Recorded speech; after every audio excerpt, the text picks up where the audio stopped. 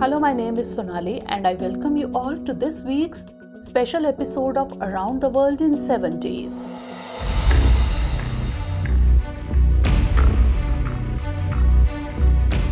Shanghai Cooperation Organization. You must have learned the name of this international and intergovernmental organization. When established in 1996, the purpose of this organization was to eliminate the three evils named terrorism, separatism, and extremism. Although India's rival China was its founding member, India decided to become its member. This was because the principle of fighting the three evils was appropriate for India as well. Back then, China did not want India to join this organization, but its founding country Russia was repeatedly supporting India. After about 10 years of hard work, China agreed while putting a condition that if India is taken on board, China's all-weather friend Pakistan will also come along. However, a consensus was reached and in 2017 both countries, that is India and Pakistan, joined the SCO. India would have hardly thought that on the pretext of this organization, China would establish its empire in Inner Asia, that is Central Asia and its surrounding countries, and would become the most powerful member of this organization. At present, the increasing dominance of China in this organization is increasing the challenges of India. China's hold on the Central Asian countries of the organization is becoming so strong that balancing in this region has become a big challenge. On the other hand, Iran is also very close to getting the membership of this organization. In such a situation, due to the increasing dominance of China in the organization, it is a big challenge for India to protect its interests. This is more or less the same situation which is being created for India in BRICS. In such a scenario, the question is whether the Shanghai Cooperation Organization has come under China's control. Secondly, what are the challenges before India? We will come to both these questions, but first, let's know about SCO. As we mentioned earlier, the foundation of this organization was laid in 1996. Then it was called Shanghai 5 because 5 countries laid its foundation in the city of Shanghai. These countries were China, Russia, Kazakhstan, Kyrgyzstan, and Tajikistan. In 2001, Uzbekistan joined it and then it was named Shanghai Cooperation Organization. India has been its observer member since 2005 and in the year 2017, India and Pakistan became its full-time members. Now, a total of 8 countries are its members. Afghanistan, Belarus, Iran and Mongolia are included as observers. It is a political, economic and security organization. Its main objectives are regional security, a reduction in the number of troops deployed in border areas, and a joint fight against terrorism, separatism, and extremism. Later, economic cooperation was also included in it. We are now coming to the question that how China's dominance in this organization is increasing. Looking at the members of this organization, you must have understood that 4 out of 5 countries of Central Asia are included in it. Russia has historical dominance over the Central Asian countries. This is because these countries were earlier part of the Soviet Union.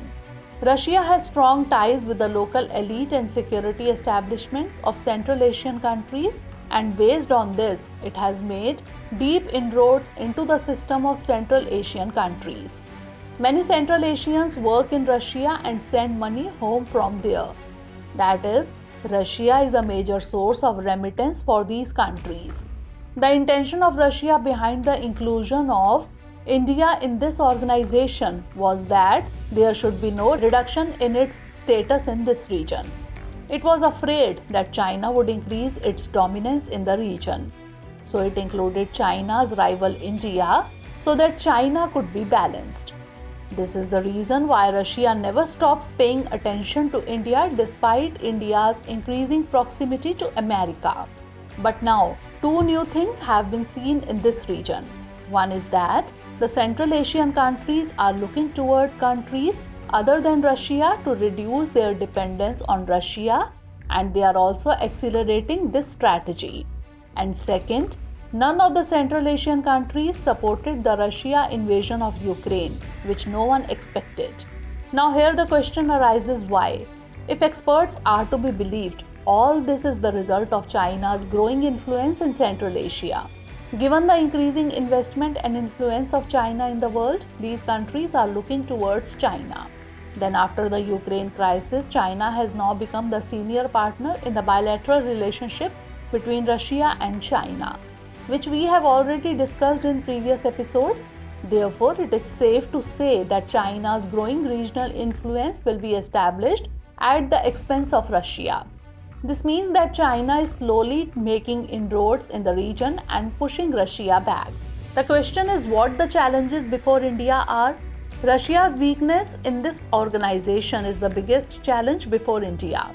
This is because India's association with this organization for so long has been based on Russian dominance and support in the region. Russian supremacy is most important for India's regional interest, but it looks like the wall of Russia is now cracking.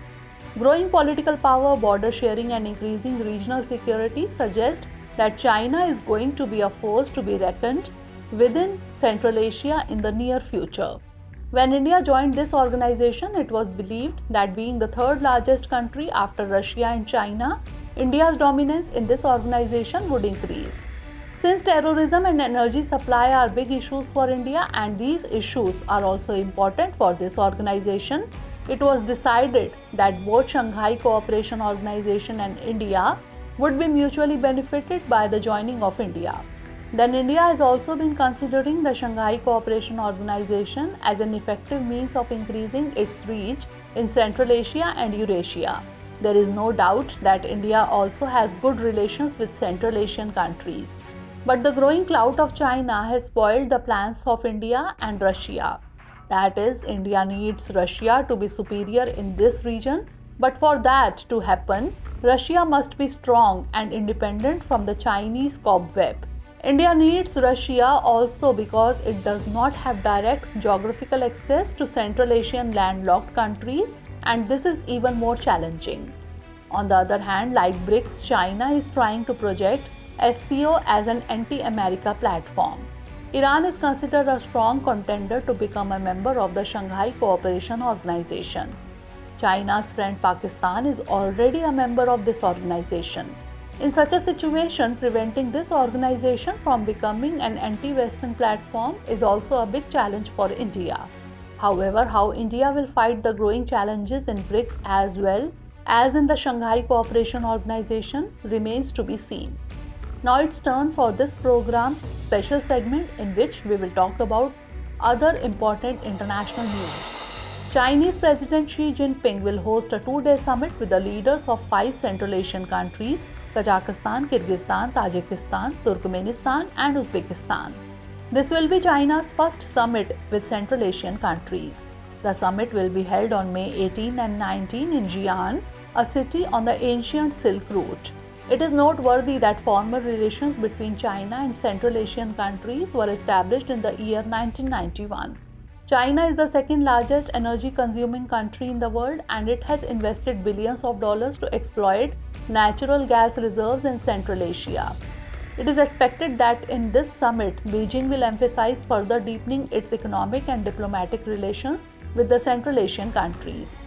Chinese Foreign Ministry spokesman Wang Wenbin said Xi Jinping will deliver a keynote speech during the summit, billed as China's first major diplomatic event of the year.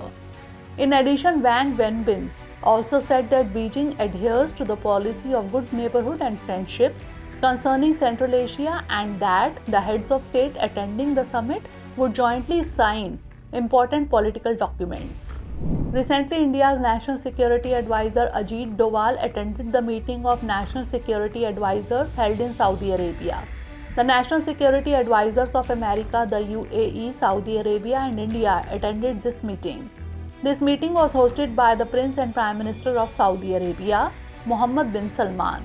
This meeting is being named as the new Quad. In this meeting, infrastructure construction in Gulf countries was discussed.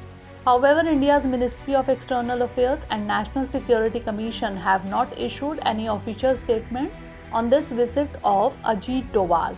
Host Saudi Arabia issued an official statement after the meeting, stating that during the meeting, strengthening mutual relations between the countries involved in the meeting and stability and development work in the Gulf region were discussed.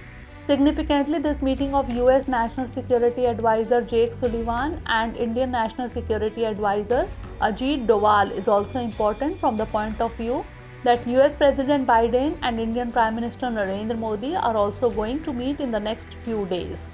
The Indian Prime Minister and the US President are scheduled to meet in several meetings, including the G7 outreach event, which also includes the Quad Summit to be held in Sydney.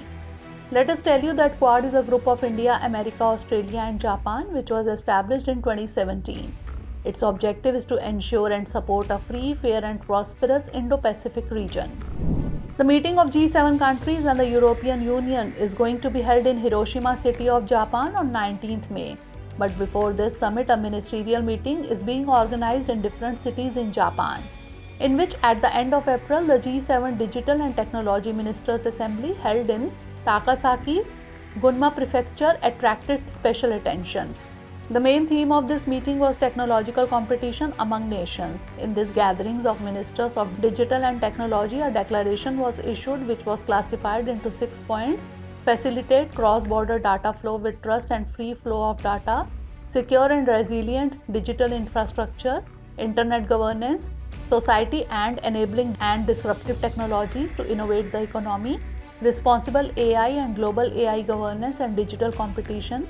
G7 is an intergovernmental organization that was formed in the year 1975 as an informal forum by the top economies of that time to discuss global issues.